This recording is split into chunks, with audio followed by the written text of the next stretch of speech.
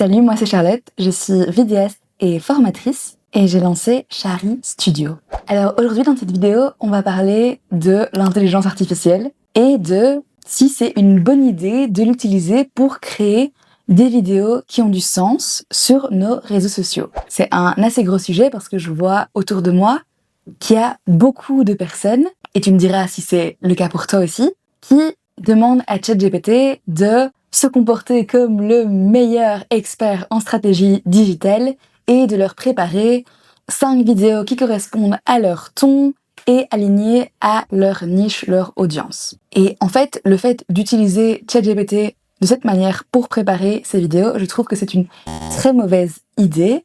Et je vais t'expliquer pourquoi. Et ensuite, je vais t'expliquer comment je te conseille d'utiliser l'IA, que ce soit ChatGPT ou une autre, pour t'aider à préparer ton contenu et notamment tes vidéos. Alors, pourquoi est-ce que je trouve que c'est une mauvaise idée ?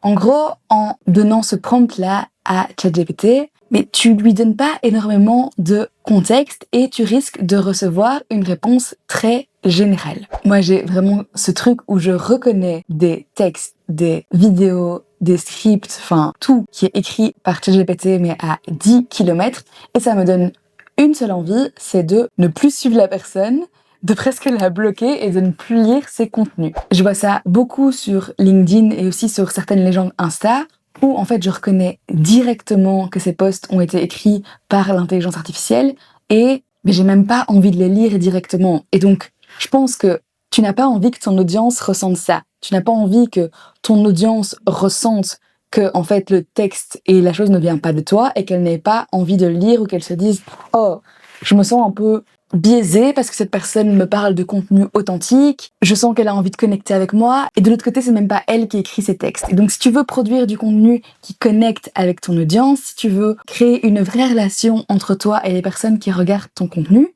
il y a vraiment une dissonance en fait entre ça et puis partager des messages qui sont écrits à 100% par l'IA. Et donc le problème, en laissant l'IA faire le travail, mais c'est qu'en fait ça te coupe de ta créativité initiale, ça te coupe de ce qui te rend humain. Tu vas aller dire des phrases qui sont toutes faites, qui ne se ressemblent pas à la manière dont tu t'exprimes d'habitude, et ça va se ressentir en fait dans ton audience. Il va y avoir une dissonance. Et donc par rapport à ça, mais en fait je dis pas de ne plus utiliser l'IA du tout parce que c'est un super outil, que ça peut clairement nous aider dans la création de contenu. Moi, je m'en sers pour préparer mes vidéos, mais d'une manière qui est très précise. Déjà, j'ai donné beaucoup de contexte et d'informations à l'IA à mon sujet avant. Je lui ai fait analyser mon site web, je lui ai partagé très précisément ce que je faisais, à qui je m'adressais, ce que je vendais, quels étaient les problèmes de ma cible. Je lui ai donné accès à des vidéos à moi, je lui ai dit lesquelles avaient bien performé, lesquelles n'avaient pas bien performé, et surtout, j'ai déjà préparé beaucoup de vidéos de mon côté, selon ma structure, et j'ai envoyé aussi tout ça à l'IA pour qu'elle puisse l'analyser, qu'elle puisse comprendre comment je prépare mes vidéos, quels sont les sujets qui sont importants pour moi, comment je fais mes accroches, comment je fais mes call to action, quel est mon ton. Et donc, en fait, au plus je lui donne d'informations et au plus c'est facile pour elle de créer quelque chose qui me correspond. Ça, c'est le premier point. Ensuite, mais je ne demande pas à l'IA d'écrire mes vidéos ou d'écrire mes légendes mot pour mot. Généralement, ce que je vais faire, c'est que je vais lui demander de préparer avec des mots-clés, des tirets. Peut-être qu'elle va m'écrire l'accroche, mais je vais la redire avec mes mots, je vais pas la dire mot pour mot comme elle l'a écrit. Et puis après, elle va préparer ma vidéo en m'écrivant le message clé et 3 sous-points. Mais vraiment juste quelques mots pour que j'aie les idées, mais sans m'écrire des phrases pour ne pas aller influencer la manière dont je vais le dire. Et c'est ce qui fait qu'en fait, le message reste toujours naturel. C'est parce que c'est préparé, évidemment. Il y a une structure qui est là, qui m'aide moi à être cadrée et à pouvoir filmer plusieurs vidéos d'un coup, à être efficace et aussi à challenger mes idées. Mais c'est toujours écrit et dit avec mes mots, avec mes mimiques. C'est la manière dont je m'exprime. J'essaye pas de copier un style de parole qui n'est pas le mien et qui est même pas celui d'un humain en général, en fait.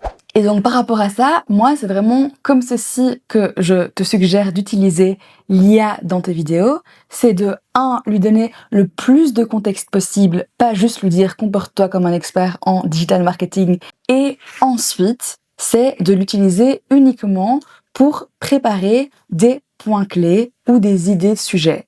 Et ne pas utiliser des phrases toutes faites qu'elle va te donner et qui vont te couper de qui tu es dans ton essence et qui vont aussi en fait empêcher ton audience de connecter vraiment avec qui tu es parce que ce que tu vas dire, mais ce sera pas vraiment qui tu es. Je sais pas ce que t'en penses, je sais pas comment tu utilises l'IA pour le moment dans la préparation de tes contenus vidéo, mais je serais hyper curieuse de te lire en commentaire et je te dis à bientôt pour une prochaine vidéo.